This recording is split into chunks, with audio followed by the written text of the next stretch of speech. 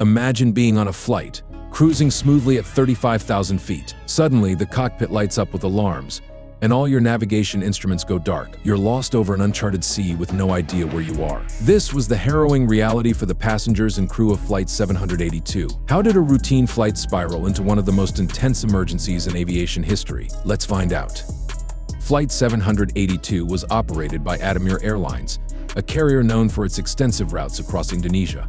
On the morning of September 28, 2005, the Boeing 737 took off from Jakarta, bound for Makassar, a city on Sulawesi Island. The crew, comprising seasoned pilots, set off on what should have been a routine flight.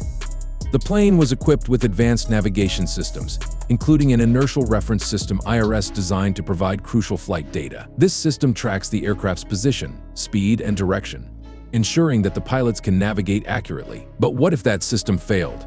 For Flight 782, that's exactly what happened. As the plane soared over the vast stretches of ocean, the aereas started malfunctioning. The system began feeding incorrect data to the pilots. Suddenly, the aircraft was flying blind. No GPS, no accurate position data, just a crew struggling to make sense of the situation. The pilots were deep in the sky over a sea dotted with unfamiliar, forested islands. The chaos began when the first officer noticed discrepancies on the navigation displays. They were supposed to be nearing Makassar, but everything was going wrong. The cockpit was filled with confusion as they desperately tried to diagnose the problem.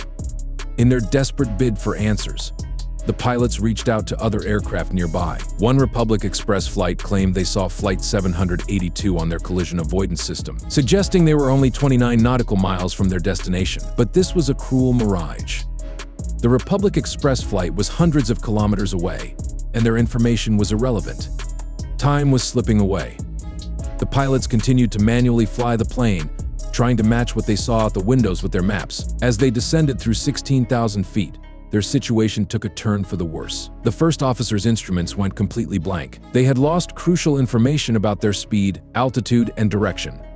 With the situation deteriorating rapidly, the crew had to think quickly. Their fuel reserves were dwindling, and without a clear idea of where they were, they faced a grim reality: a potential ditching in the ocean. The odds of survival in such a scenario were slim, especially with no accurate location for rescuers to target. In a last-ditch effort, the pilots attempted to reset their navigation systems, hoping to recover some semblance of control. They switched to a backup inertial reference unit but found that the instruments still disagreed. They even tried to input data from the magnetic compass manually, but nothing seemed to work. Their situation grew increasingly desperate. They needed to find a runway quickly. Scanning the islands below, they spotted what appeared to be a small strip of concrete. It was not an ideal runway. It was small and likely inadequate for a Boeing 737, but it was their only option. The pilots decided to land there. They reduced power on the engines and began their descent. But the challenges didn't end there. They had no charts, no radio contact with the airport, and no knowledge of any potential obstacles. They were approaching the runway blind, relying solely on their skills and intuition. The landing was tense. With no clearance or assurance that the runway would hold their aircraft, the pilots had to make a precise approach. They configured the plane for landing, lowered the flaps, and extended the gear. As the aircraft neared the runway, the tension was palpable both in the cockpit and among the passengers.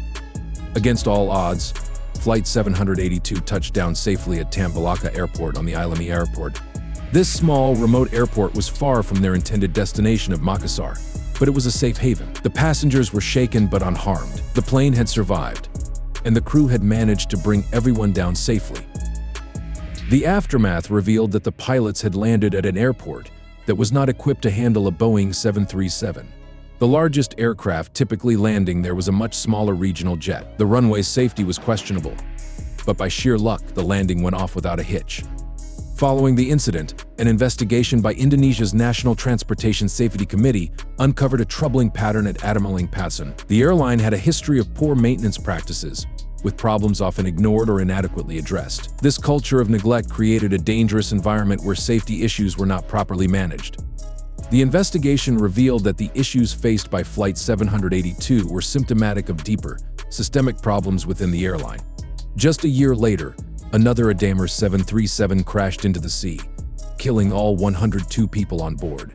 The airline's negligence had fatal consequences. In 2008, Adamir Airlines was banned from operating, and the company went bankrupt later that year. The story of Flight 782 stands as a stark reminder of the catastrophic impact of cutting corners on safety and the importance of rigorous maintenance oversight. Flight 782's miraculous survival was a result of the crew's skill and a stroke of luck, but it also highlights critical lessons for the aviation industry. Behind every flight, there are countless systems and checks designed to ensure safety. When those systems fail, the consequences can be dire. If you found this story as gripping as we did, make sure to like, share, and subscribe for more tales of Saab. Hit the bell icon to stay updated with our latest content. Thanks for watching. Until next time, stay safe. And remember, in aviation, safety isn't just a priority, it's a way of life.